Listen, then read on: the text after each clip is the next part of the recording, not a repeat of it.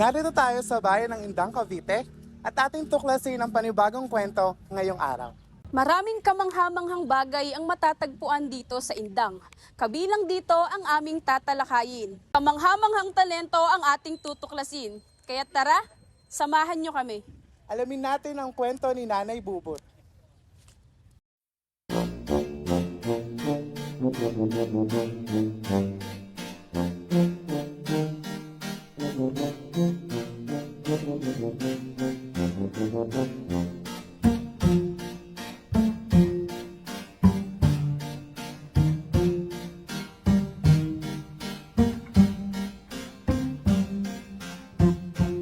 Ako po si Luz Biminda Belye. Bubot po ang aking nickname. At I am 66 years old, a retired teacher from Tansa National Comprehensive High School. And also a PW. Alam niyo ba na noong 13th century nagsimula ang paghahabi sa Pilipinas? At alam nyo rin ba na ang aking suot-suot ngayon ay gawa lang ng makina na ito? Ang makukulay na ito, kasama itong bag, at ito, ay gawa ni Nanay Bubot. Nag-start ako mag-weave, umpisa nung maging asawa ko yung mister ko. 18 years old pa lang ako. Bali, that is 1976. 1976, marunong na. Salamat. Kasi interesado ako sa paghabi. Diyan sa bahay ng biyenan ko ay maraming habihan, maraming traditional handloom. Itong bago namin is 4 pedals. Pero yung traditional namin, 2 pedals lang. Doon ako nag-start matuto kasi nanonood ako sa biyenan ko pag may humahabi sila. Panahon na yon, isang kumot ako, isang araw. Ang isang kumot, isang araw is 7 yards. Then noon, ang cost noon, 1976, 80 pesos po. Compare natin ngayon, nako, 1,200 ang isang kumot. At i-ship, mga taon ngayon, dahil tumaas yung cost ng thread, napakamahal. Unang-una, kailangan napakatyaga mo. Kasi itong bawat isang sigla ng sinulid na yan, ihakanay mo doon sa working frame, nakahihilera mo yan. Hihilera mo yan. Pero kailangan talagang may tiyaga. Kailangan ay lagi kang mahaba yung pasensya mo. Kasi kahit anong ganda ng sinulid, kahit anong tibay ng sinulid, nagbubuhol yun. Diba? Siyempre medyo hirap dahil nga iisa yung nagagamit ng kamay. Pero yung willingness mo na gumawa, andoon pa rin. Kaya nakakagawa ka pa. Tsaka pag gusto mo talaga. Tsaka talagang kailangan positive ka. Huwag mong isipin na kung putol ang kamay mo ay hindi ko kaya gawin na. Kasi isa. No. Dapat, diretso.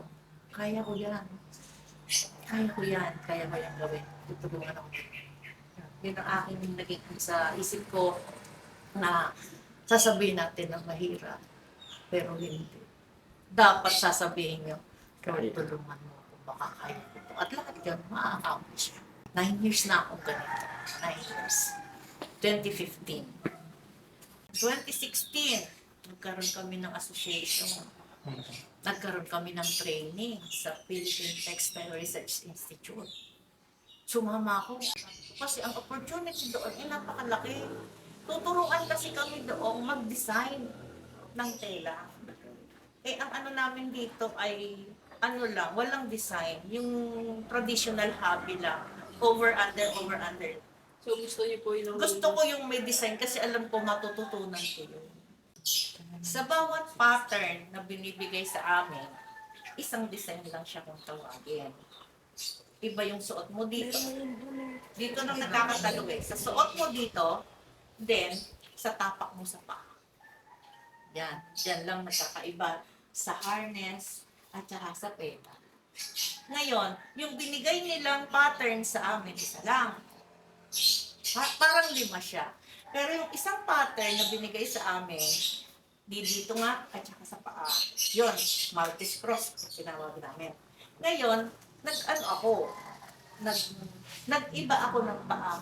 Iyon ang pattern dito sa harness. Iniba ko yung paa. Iba ang lumalabas ng design. Yun ang pagandahan doon. Kaya sabi ko, matututo ako. Sa 5 pattern na yun, sa tigli 5, dito 25 na yung klase ng tela ang magagawa. Iba-iba lang ang tatapakan sa paa. Kumbaga ang pattern niya 1, 3, 2, 4. Tapos dito iba ang suot, ang pagsusuot mo dito. Ay di, ibahin mo yung tapak. 1, 2, 2, 3, 4, 1, 4. Iba na yung lalabas. Ibang design na siya. Ang paghabi talaga ay isang napakagandang trabaho.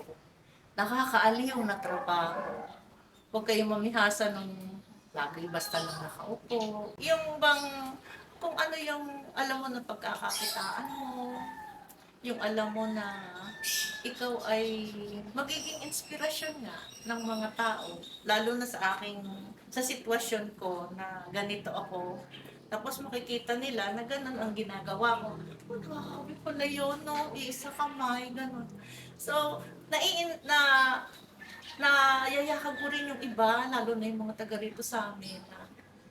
Bakit si Ate Bubut, iisa kamay, nakakahabi. Kasi ganun lang, pag nag-start ako ng training namin, sabi ko, ilang kamay nyo?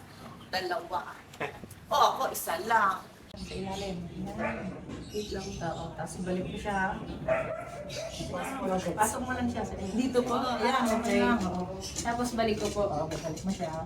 Then, ilan mo siya. Kung saan mo siya gusto mo itapat, bahala ka. Okay. Tapos, sige. Sige, okay na yun.